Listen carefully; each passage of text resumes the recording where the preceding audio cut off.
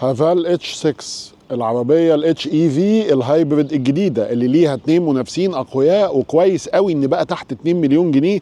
ابتدينا نشوف التكنولوجي دي من الصينيين، البايك البي جي 70 والدونج فينج الهيوج، واللي كنا جربناهم برضو بشكل حصري. العربيه دي جبناها يوم الحفله اثناء الحفله علشان تقعد معانا في تجربه مطوله، ونبقى عارفين نحكم على التكنولوجيا الجديده اللطيفه الموفره للبنزين دي، واللي بتدي اداء اقوى للعربيات دي. هنقارن بين العربيه دي وبين مثيلاتها، وهنقول لكم التجربه الحصريه ليها المطوله والعربيه دي بتقدم ايه. خليكم متابعين.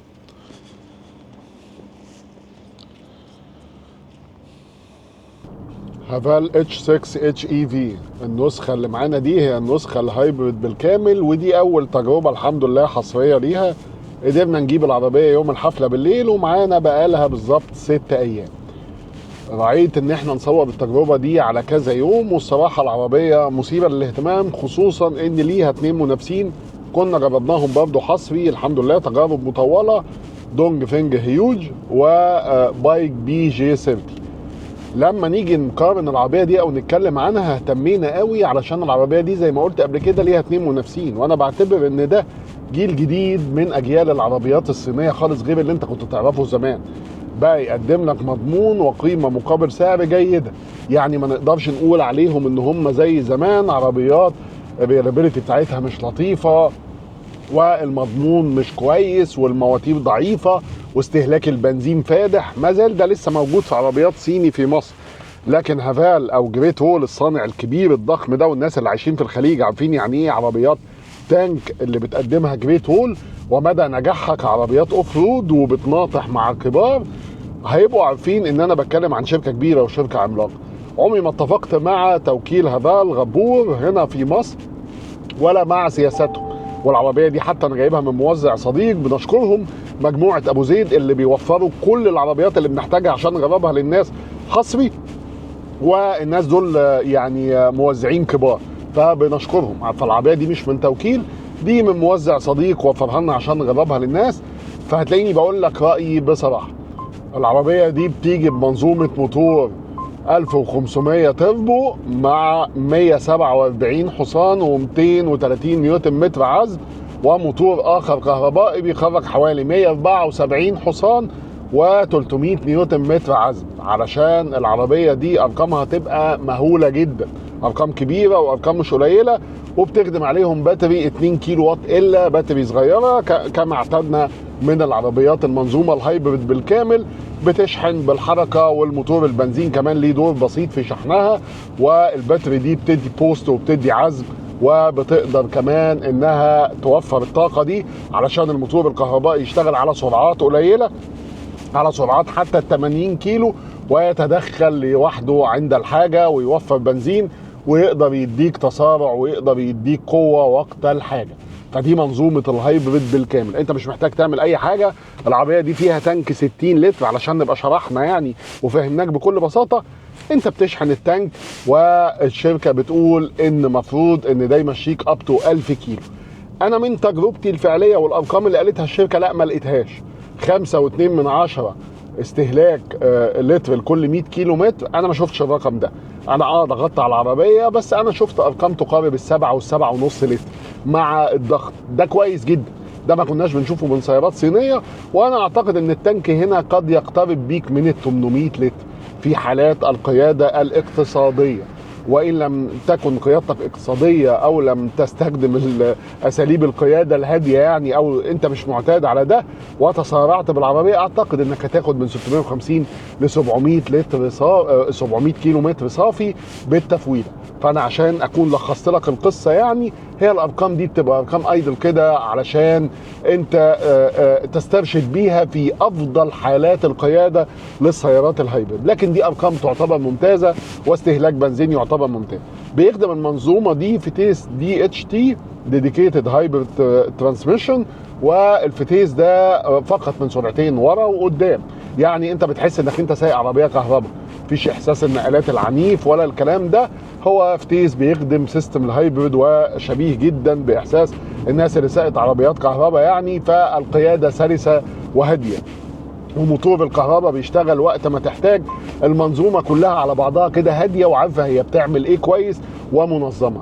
ومن تجاربنا الاخيره اكتشفت ان الصينيين بقوا شطار جدا جدا في الهايبريد، ويمكن ده الباع اللي بنسمعه عن BYD بره، ويعني اعجازها في عربياتها الهايبريد اللي بعضها بيتخطى ال 2000 كيلو في التفويله، ارقام مهوله. فاحنا بقينا نسمع الناس دي تطورت جامد قوي قوي قوي.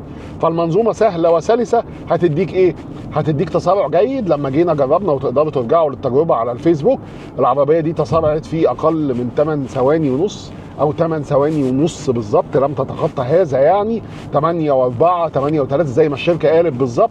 ودي ارقام كويسه جدا. هتقول لي لا رقم كبير، هفهمك وهشرح لك ان المجموعه المدمجه كلها سواء الاوروبيه او يابانيه او اي مجموعه تخيلها، عربيات بيجو، التيجوان، الكودياك، الرينو، كل العربيات اللي ممكن تتخيلها في الفئه دي في المجموعه المدمجه، وسكودا والكلام ده كله، العربيات دي بتتسارع 9 و9.4 ثانيه و9.5 ثانيه.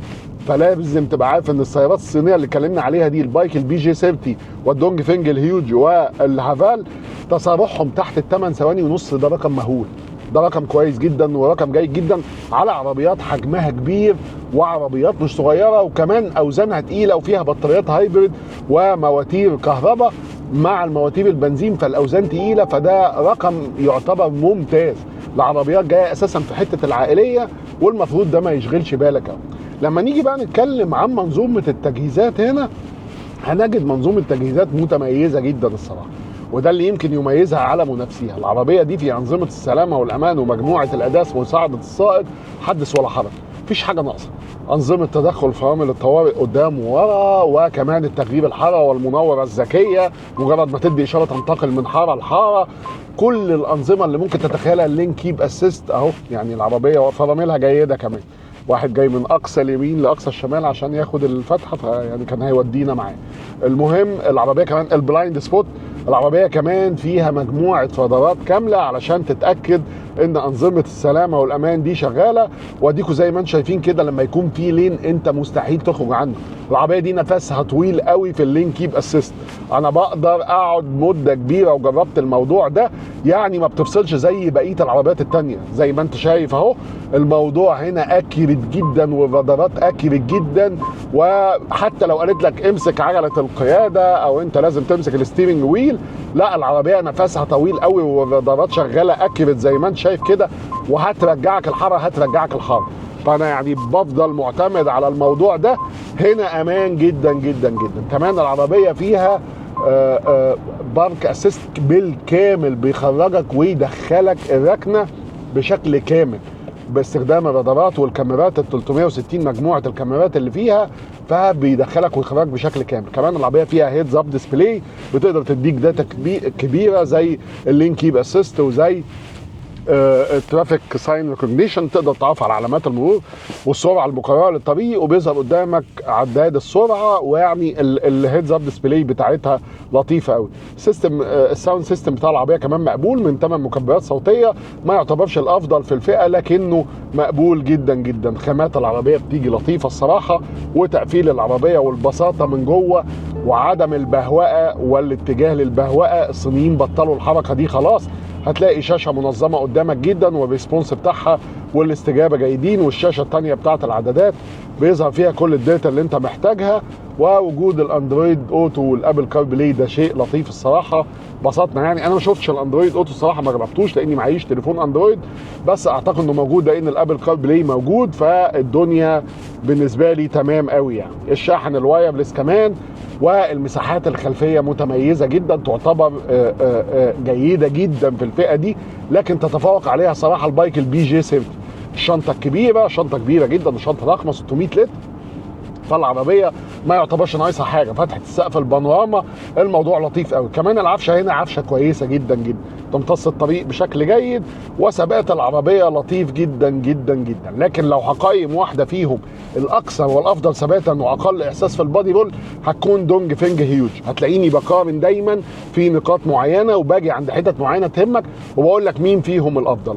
الاقل تجهيزا هي الدونج فينج هيوج، ولكن الاكثر ثباتا هي الدونج فينج هيوج. الاكثر تعقيدا، وانت مش هتحس بالتعقيد ده خالص، والاكثر تكنولوجي والاكثر قيمه مقابل سعر، هي البايك BJ70.